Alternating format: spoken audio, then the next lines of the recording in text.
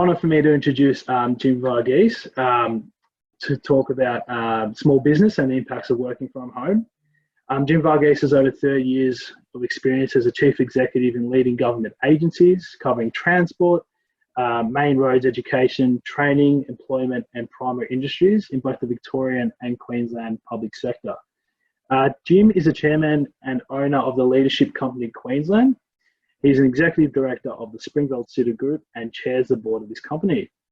Jim is the national chair of the Australian Indian Business Council and also holds the following positions: board member for trade and investment in Queensland, director of Minehive, deputy chair of the Puhua Foundation serving the Indigenous community of Lockhart River in North Queensland, chair of the Gandhi Salt March, which delivered the successful 2017 Power of Peace Festival.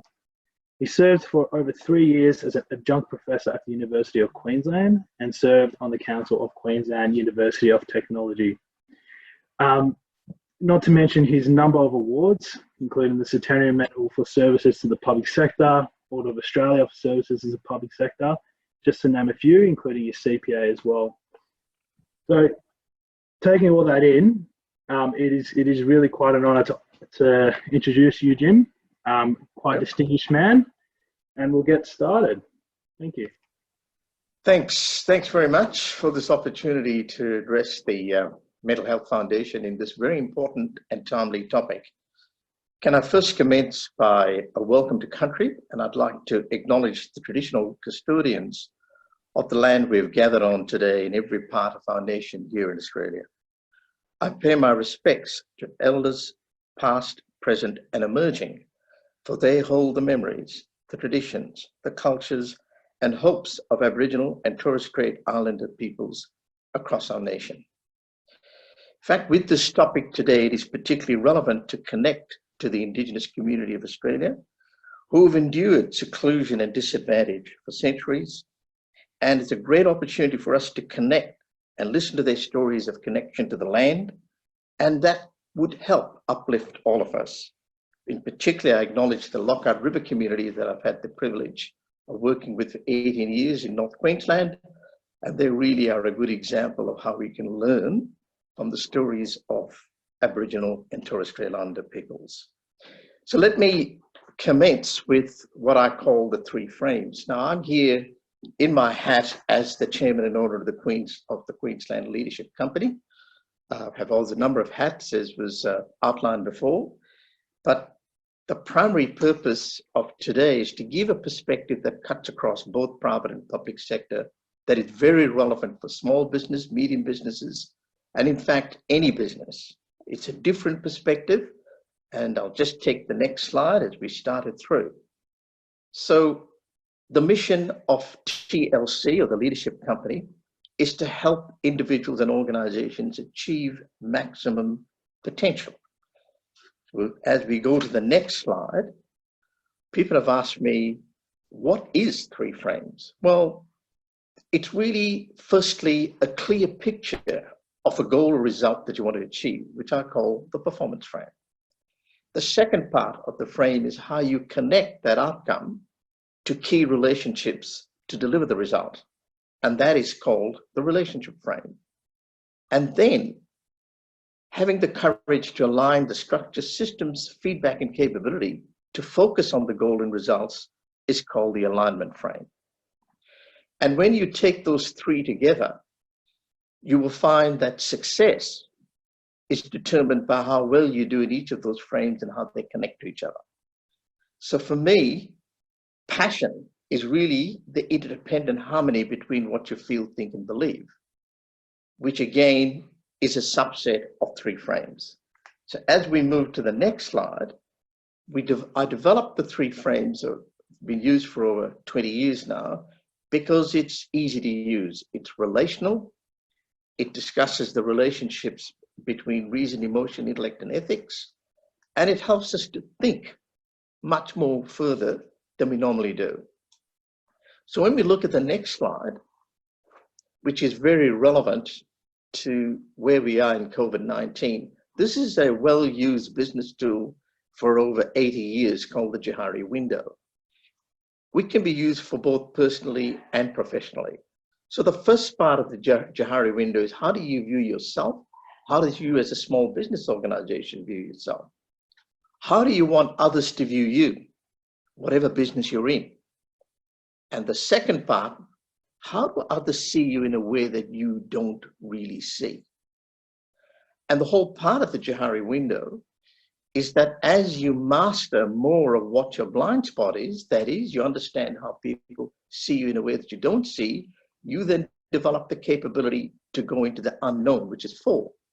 So when you master how you see yourself, how others see you are congruent with how you see yourself, you are destined for great success in whatever you do, be an organization or an individual.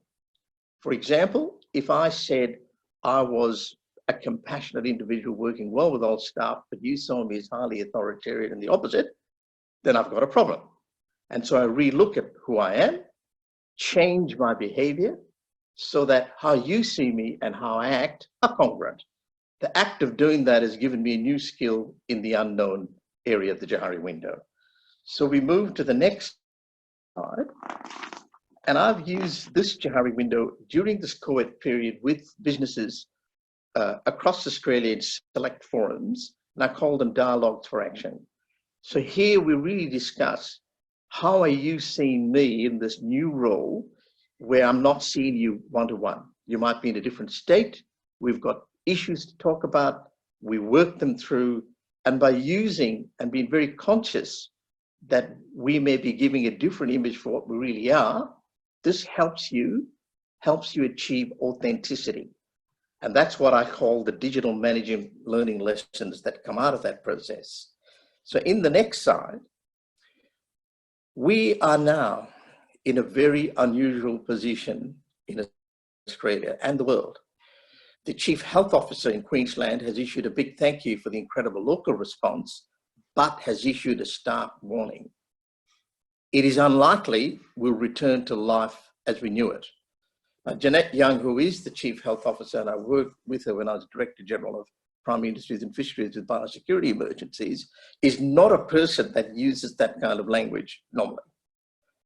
And that is a very important point, that we are now in a new normal. So as we move to the next slide, we can see in this next slide that there is a loss of jobs. The next slide there, Jim. Already across Australia, we're having 20% cuts across many businesses. JobKeeper has been an absolute lifesaver, but it is also a harbinger of potential serious problem for all businesses when JobKeeper ceases, which is likely in early part of 2021. So we need to be conscious that this new normal has already started. When you work from home, we have a number of issues that we need to be conscious of. One is exploitation, taking advantage of the employer on the other side, and there's domestic stress and violence. And I think this part is very important, that for those of us who are in healthy relationships, we've got connectivity. There are many in our community that do not have that. They're by themselves, they may be elderly, they're disadvantaged, they may be suffering a range of mental and other illnesses, and they may be in relationships that aggravate domestic violence when COVID-19 is on. We have to be very conscious that working from home has different impacts on different peoples. One positive sign of working from home is that keeping up with the Joneses virtually collapses. People can see it for what it is. It's no longer what you have to do and no longer distracting for you. So in the next slide, let us look at the challenges ahead. We have, at the moment, as I speak, unparalleled, unprecedented local, state, and federal government deficits. We have, whether we like it or not, developing a culture of dependency on government funding. We need to generate entrepreneurism so that we can actually lift ourselves out of this, regardless of the serious challenges we have, because they are great opportunities. there are great opportunities in the midst of this adversity. In my hat as the National Chair of the Australia-India Business Council, there are opportunities with India in the supply chain and a range of areas, from education to health to learning and education. We need to seek those new business opportunities. In the city of Springfield, for example, they are pushing for a public hospital to generate hundreds of jobs. They're thinking positively to generate employment and activity. So let's look in the next slide at some predictions, some of the predictions from the Business Council of Australia. Now, the Business Council of Australia is a very, very conservative in the way it looks at predictions. It's not prone to exaggeration. And they're saying that by Christmas, there are likely to be 1.2 million people without jobs and many more who are unemployed. And that businesses and governments are focusing on creating jobs and keeping people in them as they should. And we have a really important task for our training and skilling system so that we can tackle these coming challenges ahead. And in our next slide, we can actually see that we now have a very serious impact on city planning.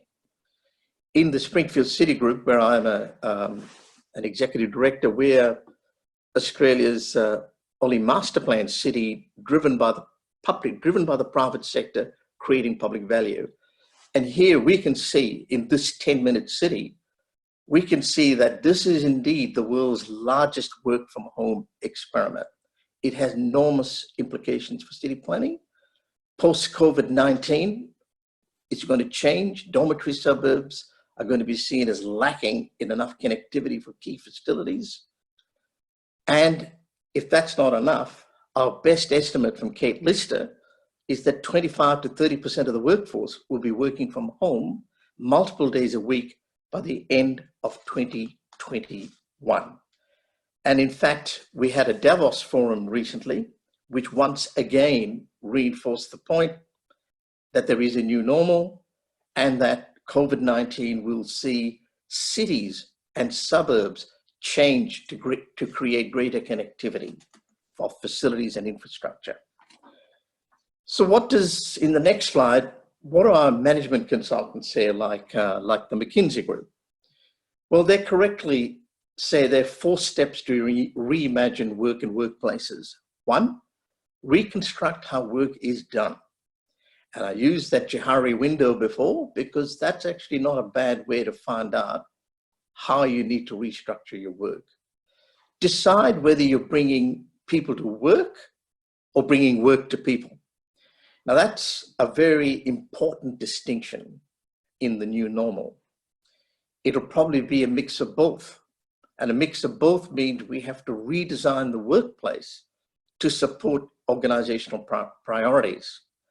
This means we have to resize the footprint creatively, the spaces where we work, how we work, when we work, how business best operates, how it changes against the pre-COVID-19 period and where we are now. So as we move forward into the next slide, we come to some pretty hard issues about working from home. 1, if your employer tells you to work from home because it is safer, this is probably legal. Your employer must make sure it's healthy and safe for you to work from home. Your employer can tell you to attend your usual workplace if that is lawful and reasonable. The next point is quite important. If you cannot go to work and cannot work from home, you might still be paid depending on your situation. If unsure, and my big advice here is, please use the resources that are available in Victoria. It's Get Help with COVID-19. Every state has these. It's important you know the subtleties of the legal system and what you're entitled to and not entitled to. So in terms of the mental health saga, let's have a look at the next slide. And here, I'm challenging you to do something you may not normally do. And this is to all businesses, particularly small businesses and mid-sized businesses.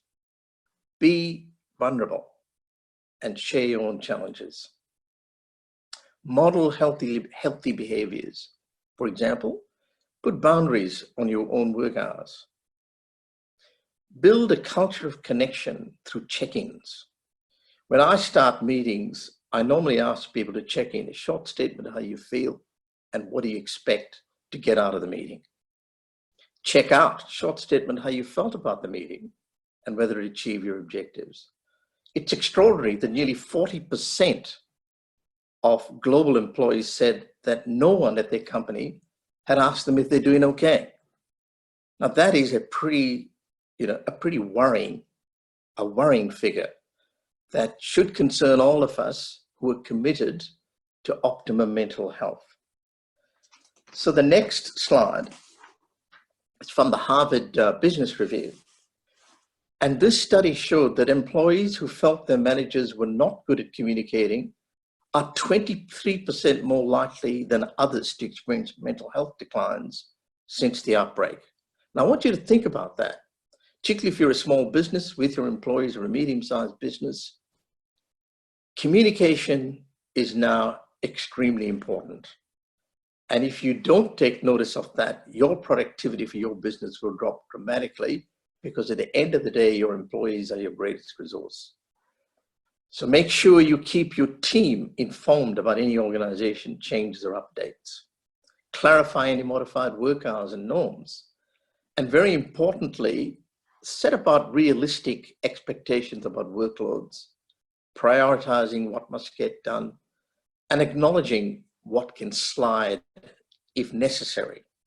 Now, I know that's easier said than done, but if we put our mind to it, most businesses I know, because in the end, it's your profit and loss sheet, it's your revenue versus expenditure, it's cash, and all of these, in the end, are positively influenced by good human resource practices. So in our next slide, I also wanted to show that 46% of all workers in the Harvard Business Review study said that their company had not proactively done what I've just talked about. And be aware that the shame and stigma prevent many employees from using their mental health benefits to seek treatment, and so normalize the use of those services. For example, one psychiatrist in Queensland was telling me that 1 in 4 of every Queenslander has a mental condition of some kind or the other. It's no different if you're having diabetes or any other form of illness. You should not feel stigmatized in any way. It is a part of being a human being. I now want to take you to a different dimension. So we're at home, we're in seclusion, we have different communities. This is a very good time to enter what I call the spiritual dimension. So in the next slide, I'm going to share with you different spiritual perspectives. I must say here that I'm not pushing any particular religious perspective, but I'm just saying that in my observations of multicultural Australia, be it Christianity, Hinduism, Buddhism, Islam, range of other beliefs and non-beliefs, I see a lot of those individuals and persons and families actually starting more to engage in this dimension. So I've put this quote of the Dalai Lama, that transforming obstacles into opportunities for positive growth is a challenge to our human ingenuity. But these are the key words of this slide. It requires patience, compassion, and the use of our intelligence. That's a very, very powerful message from the Dalai Lama. In the next slide, I'm going to take meditation. Meditation is extremely important, be it yoga or whatever you're doing. The ability to be able to hold your breath, release your breath. There are various traditions that are around. Swami Vivekananda is someone who I've used here, who is well known throughout the world and in India. And he correctly says the human mind naturally wants to get outside, to peer outside of the body, as it were, through the channels of the organs. So he stresses the practice of concentration. As he felt, there's no limit to the power of the human mind. The more concentrated it is, the more powerful it becomes. There are many, many online resources available for meditation. I recommend that you use them. They are not dependent on any particular religious beliefs, but they do take you to that spiritual dimension. And if you do have religious or non-religious beliefs, they'll probably give you greater strength in whatever tradition you're in.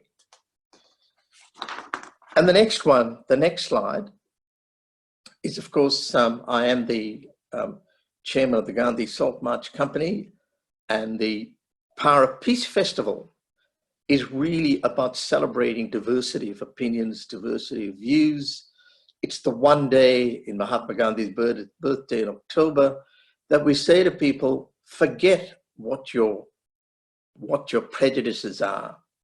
Be you a Muslim, a Hindu, a Catholic, a Christian evangelical, or a Buddhist, or an atheist, or an agnostic.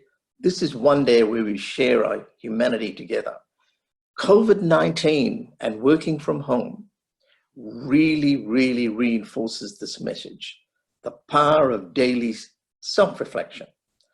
So happiness is what you think, what you say, and what you do in harmony, or in three frames: what you feel, think, and believe are in independent harmony, which is the second or third slide that I put up. That is what passion is.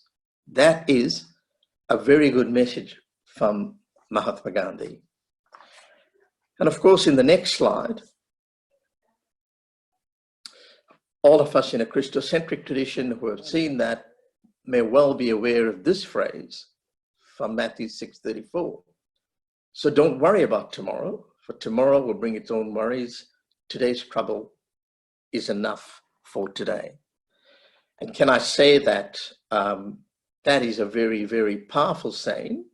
And a gentleman by the name of Eckhart Tolle in Stillness Speaks also brings that same message of discovering stillness.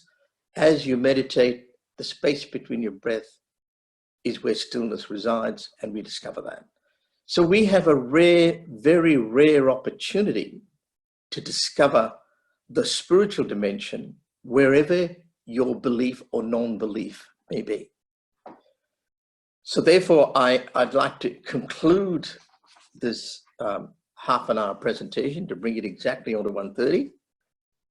And that is conclude with Bertrand Russell, of course, who is a well-known philosopher, the late Bertrand Russell.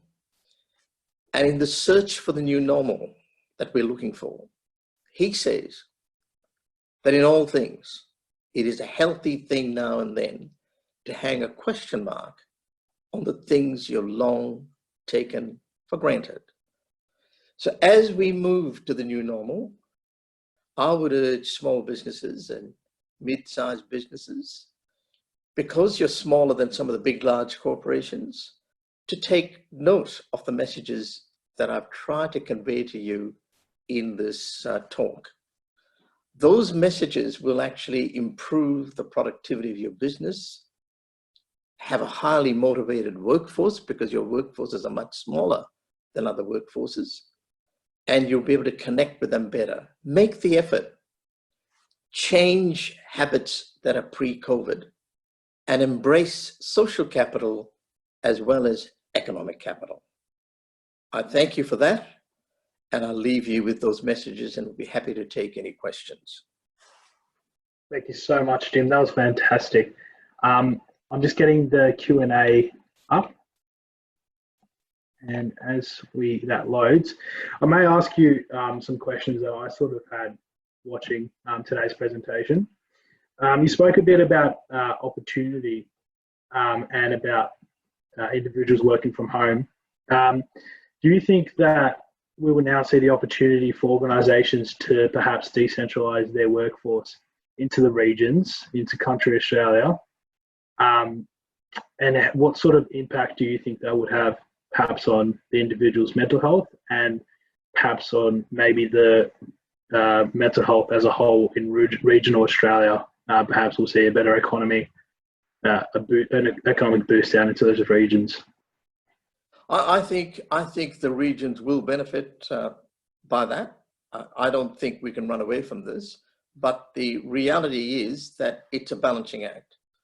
As I mentioned in those statistics, you have to have a workplace as well as work from home. It's the nexus between the two that will change. Some companies believe they can entirely work from home. That's one end of the spectrum. Others believe it'll be 30, 40%.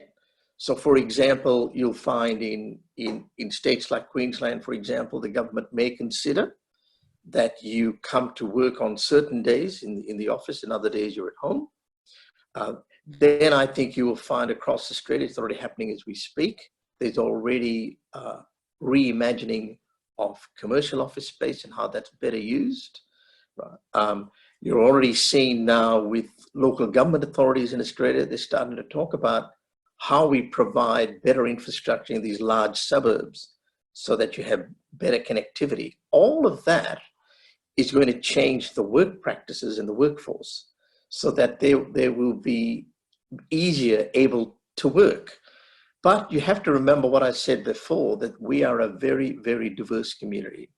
We have the elderly, you have the single people, you have disabled, disadvantaged, married couples, children. All of these have different needs, different employment opportunities, and we have to cater for them. This is one of the challenges of state, federal, and local government to redefine the public interest so that legislation protects the public interest so that all our workers in small businesses, mid-sized businesses are protected by legislation at all levels, but also our employers are able to operate profitable businesses that benefit the community. And we really need that, because come the end of JobKeeper, is my prediction, and I agree with the Business Council of Australia, we're going to see unprecedented levels of unemployment. We're going to see a real threat to social cohesion. So this message that I'm trying to give, I hope will be taken very seriously as we try as a nation to bind together and to encourage us to be more biophilious rather than self-interested. Absolutely. Just another statement from our chat. So there was a suggestion or an observation by Dot Haynes that in her experience that a lot of the time when someone is asked if they are okay, they don't actually really want to know. It's almost like they're ticking boxes. As well as some employees that don't want their bosses to know how they're doing, as relationships have not been normal from the top. So there's sort of a bit of emotional disconnection, and it's quite stigmatized perhaps. Perhaps how can we reduce that stigma, and what can, I suppose, we do as a business community to make our employees feel heard and that we do want to know how they are, etc.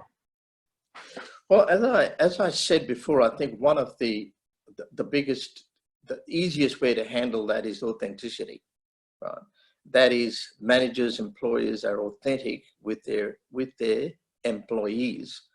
So when I say, how are you? I might have a little box that I'm ticking, which is a checklist to make sure that I'm, looking after the workforce and its wellness. But checklists should be accompanied by authenticity. So if I ask you, so how are you? And you say, actually, I'm not feeling well, and I go to the next question. Now, you should feel safe enough. We should build enough safe environments in the workplace where I, as an employee, can say to my employer, look, I'm feeling pretty depressed, to be honest. I really can't do this work anymore. Is there some way you can help me to sort of get over this? Now, I have seen a number of instances where you can provide that help. For example, when you have Microsoft Teams meetings or other meetings, I noticed that on some of the meetings, people switch off the camera, right? They just want their voice heard. Earlier in the week, they'll have the camera on. At certain times, they'll just click it off. Now, why do they do that? And the answer to that is they're probably tired. They probably don't want you to see them. They don't feel comfortable with themselves. There's no problem with the technology. We can see 10, 15 people quite easily. So my answer to you there is that I agree with the sentiment behind that question, but the reality is that at least we do have a checklist, right? Whereas the problem we may have had before is, well, what do I actually do? So it's a question of how do you make the checklist authentic, and how do I know that it is authentic? And the short answer to that is productivity improvement, good communication, absenteeism that's real or imagined. When JobKeeper ceases, we work as a team to see if we can enhance the economic and the P&L and our connectedness as a company. Now, in the hospitality industry, it is very, very tough, because it's a business with very much dependent on fixed cost and scale. And as scale drops, as it does under COVID-19, your business can go bust very easily. And the same applies to other businesses. It's that tension between fixed costs of staff and others and scalability. And you're seeing that right across our nation. And that's where JobKeeper is allowing some of those businesses to continue, because the scale is not there normally to give the profitability, but with JobKeeper it is. So I hope that answers your question in a practical way on the ground. And I think they should use organizations that are there, voluntary organizations like the Mental Health Foundation, for example, other organizations around Australia. What I'm really encouraged is there are a number of excellent not-for-profit organizations, government organizations, and other organizations that are there ready and willing to assist. Let's publicize them so people can access them, and we can create and use this COVID-19 post-experience to create a better community and more profitable businesses. Right, thank you. I have another question from Viren. He states that he works from home and he's self-employed. He's wondering that as someone who's self-employed, someone in that situation, how could they, I suppose, help themselves? Well, I very deliberately ask that you embrace that spiritual dimension, particularly if you're in that sense, in that situation, and that is to believe in yourself. Do not allow any negativity around you to take away your self-esteem, your energy, your entrepreneurship, because we know in all entrepreneurship, out of that adversity comes profitability, opportunity. And I would say to him, if he's at home, look at the opportunities that he wants to do, focus on them, look at everything and all the resources that may or may not be available, use them, and simply do not allow the negativity around to depress you so you don't do it, right? And I cannot emphasize the importance of determination and persistence in that situation. Otherwise, you're likely to fall in a quicksand of, look, it's totally hopeless. I can't do very much. And instead of lifting yourself out and embracing the opportunity, you fall into a quagmire that's very hard to get out of. And if you do fall that way, I fully understand and appreciate it. And I hope that we have a number of people in our community that will help you if you get in that way. So I'm hopeful, that those in our community that are really there to assist social capital and communities will come out now, when they're not at work, to assist those that could use their expertise and experience. Certainly my age group, post 65, we're high risk under COVID-19, but we've also accumulated a lot of wisdom over the years. And, I would encourage the baby boomers, for example, who are to really use this opportunity to put back into society, put back in the community, and help us to become a more authentic community to tackle our serious issues ahead. Lovely, thank you. We have another comment from Dot. She says that with the new normal, we have issues that many in our society cannot use some technologies. For example, police cannot use Zoom at any time, at work or privately. Businesses will start finding this as an issue as well. Is that something you've perhaps seen, or you think will probably encounter? Yes, I think that's a fair concern. And you've got two things that are competing here. You have the rise of artificial intelligence that I haven't mentioned. Artificial intelligence will play an incredibly important role in moving forward, because it will allow the AI to do things that we human beings can't do, because we are absolutely imprisoned by COVID-19 or its successor. Now, so for those that are finding difficulty with technology, there are two streams. There's one, as we speak, there are entrepreneurs inventing apps, inventing a whole range of ways that people that are not technologically literate can embrace. On the other hand, we have unbelievable technological innovation taking place globally. Both of these are running in parallel. And we're at an unprecedented time in humanity where artificial intelligence is going to play an absolutely profound role, accelerated by this pandemic, because AI will be able to do things that have to be done for a better humanity that we can't do.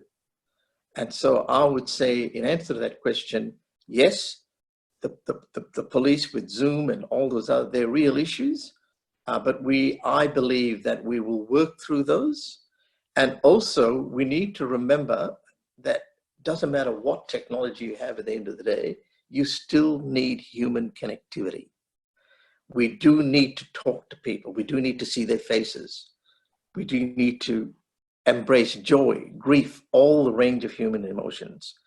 And if we can work with technology to do that, and not substitute technology to do that, then we will have the best of technology and the best of humanity as we move forward. Lovely. Alex shares a quote here, and he says, be vulnerable and share your own challenges. He says that from his experience, a lot of business owners are reluctant to share their feelings and challenges, and often that comes to a depressive mood. What advice can you offer when a business owner comes to this point? I've actually encountered that with at least 6 business owners in the last 12 months. And a lot of that is the loneliness of the job. So when you're sitting there, a CEO or a person in charge of a small business, it is a lonely job. Our natural human aspiration is to seek approval from others all the time. But when you have to make hard decisions that impact on your balance sheet, you have to make them. How do you make them in a way that doesn't unduly annoy and irritate people? And I found that those individuals respond very well to deep and meaningful dialogue. That can be provided, by the way, and should be provided by small business association, employer associations, the government, state, federal, and local, and not-for-profit organizations. It can be confidential, and I would recommend that they take that up. In my instance, they've come to the leadership company. Nearly in all those 6 cases that I've dealt with, they're obviously all confidential. They're all small businesses. If you looked at them outside in, you wouldn't dream that those individuals are having those kind of issues, because they're very good actors. They should get Oscars. Right? But the reality is, they've come back 6 months later and said, Jim, thank you for that very honest dialogue. And they've said they've seen not just an improvement in their business, but improvement in their own health and well-being, which they're very grateful for. Yeah, all right. Just one more question, and you've touched on this a bit, but just a bit of self-interest here. So we're seeing that managers, I suppose, are having to take on increasing responsibilities to keep a lookout for their employees and their mental health I suppose for productivity reasons, etc.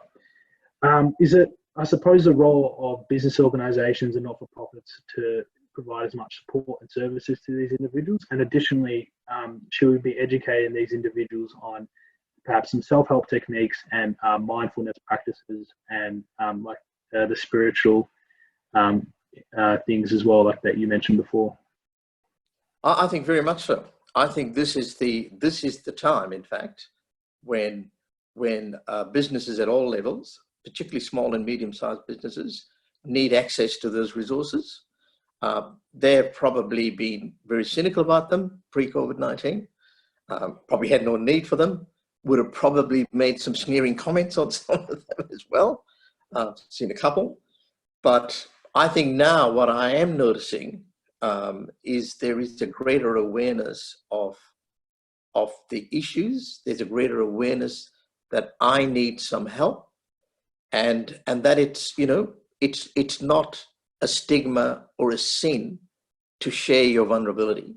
In fact, it improves your connectivity, makes you a more authentic person, and your employees would respect you more. Absolutely.